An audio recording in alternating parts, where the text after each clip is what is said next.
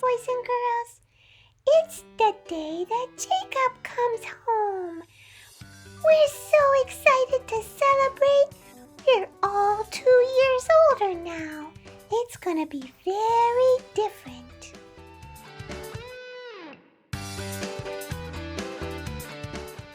Sarah, I'm so excited. Are you? I sure am. He's here. He's here. He's here. Okay, everybody, let's get into position. Nathan, where are we? It's a surprise. Oh, that's why I'm blindfolded? Yep, okay. Alright, let's go. Almost there. Jacob, are you ready? I'm ready. Okay. This is so awesome! Thank you! We're so excited to see you, Jacob. Welcome home. Jacob, we missed you. Aw, guys. Wow, you girls look so different. I thought you'd say that. Me too. Jacob, you look so good. Just, very different. You look so much older. Yeah, well, I guess we all do, huh? I guess so, yeah, you're right. Yeah.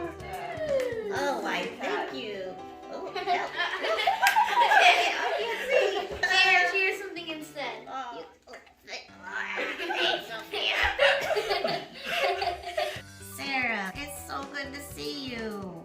I'm a little overwhelmed, but I just feel so much joy. I missed you so much, Jacob. Oh, I miss you too.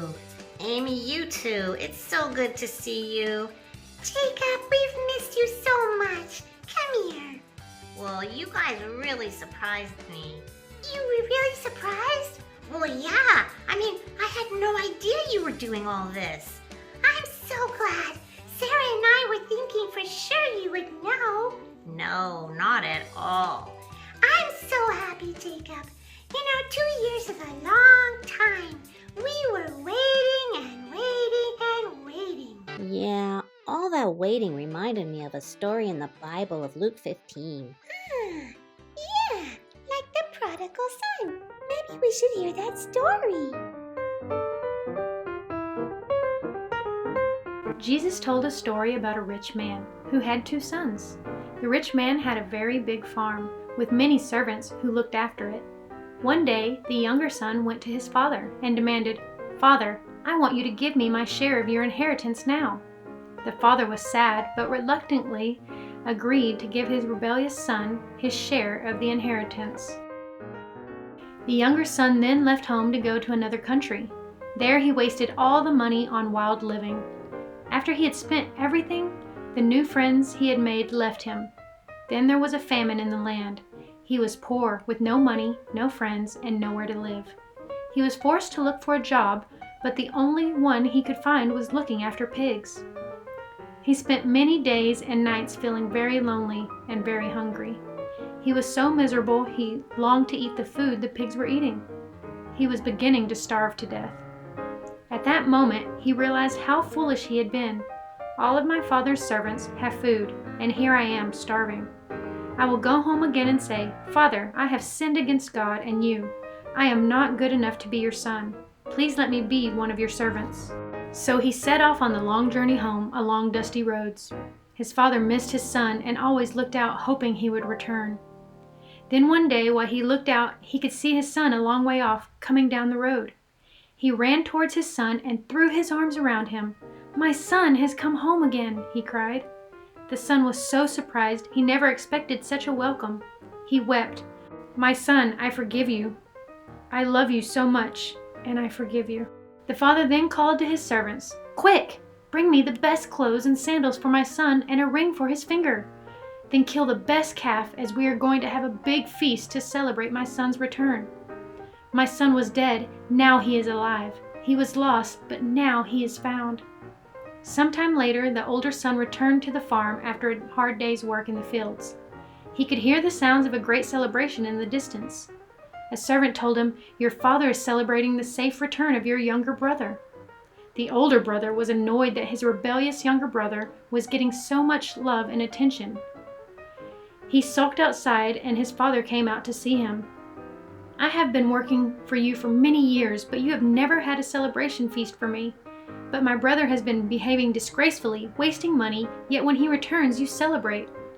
His father explained, "You have always been with me, and everything I have is yours. We are celebrating because your brother was dead and is now alive. He was lost, but now he's found."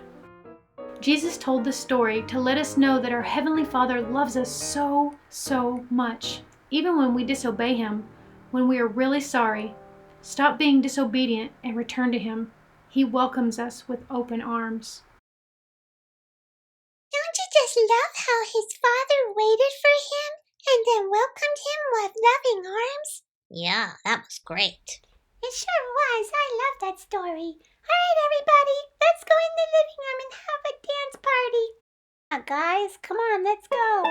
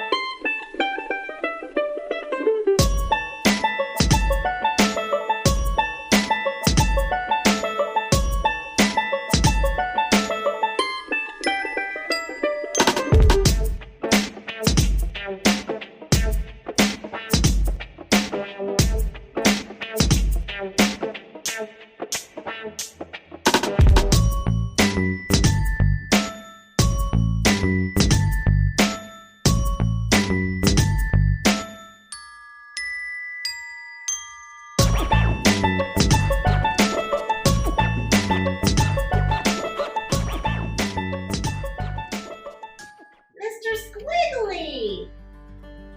That's so cool. I haven't seen him in so long. Remember when we went to the park as superheroes and we cleaned the trash up? And also the yummy thumbprint cookies. Oh, that's right. Amy made thumbprint cookies that night before, I think. Mm-hmm. Oh, that's so good. Yeah, we had so much fun, didn't we? Yep. Wow. Is that what that picture's from? Yep. Oh, the superhero kids. Yeah, superheroes for Jesus. We were the superhero trainees and you were like trying to teach us. Ah, that's right. And remembering all these things from the pictures, I just can't tell you how much I appreciate this. I'm so grateful. You're welcome. Where was this picture taken? I love that picture. Well, I think we were at Halter. There were so many horses. Actually, one came up and sniffed my hair, and I think he tried to eat it too. I love horses. Me too. Do you have a favorite horse that you saw? All of them. Ah, okay. Yeah. So were there a lot of horses? There were so many horses. So did you do anything special? Yeah, we met lots of people and lots of children, and we read a book right next to the horses. We actually read to the horses. Really? Yeah, it was exciting. I think they liked it. Do you remember what book you read to them? I Am Me is the book we read. That's very interesting. It was interesting. So how was the Caribbean? It was great and all, but I really miss being home here. I mean, my heart is here. It really is. Mm-hmm. And you know, as much as I love the sunshine and the beautiful weather, I just miss everybody here at home. Well, did you make new friends at least? Yeah, I made a few new friends, but not like you guys. You know, like you guys are my family. Aw, thank you. Amy, where this picture been taken? Where was I taken? Well, I think it was when Auntie Crystal and we went to a farm and we took the picture at the farm. Do you know what was there? There were cows there. Oh. Yeah, they were so pretty. Do you like cows? Cows are very cute. Cows are very cute. Is that bothering your neck? Yeah, it bothers mine too. Here, want me to take it off of you? Okay, here. There you go. Is that better? Nice. Thank you for coming to the party, Sophia. You're welcome. Can I have a hug?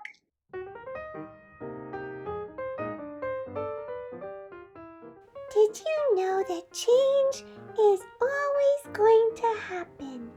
We'll all grow up. Someday we'll all become adults, and then we'll think back to all the times when we were children. But change can bring great things. Change helps us grow. It sometimes feels scary, but we can't control what happens. You just get to decide how you're going to handle it. Change prepares us for disappointments.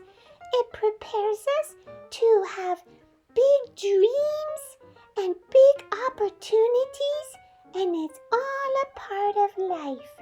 You can never escape it. It's always going to happen.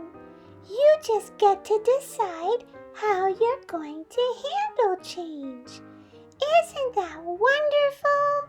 Well, boys and girls, I hope you enjoyed today's show, watching us welcome Jacob back home. We sure missed him. And just like the story of the prodigal son, where the father was so happy to see his son come back home again, we were so excited to see Jacob coming home again. All of us together, Jacob, Sarah, and me. Yay! I can't wait. Can you?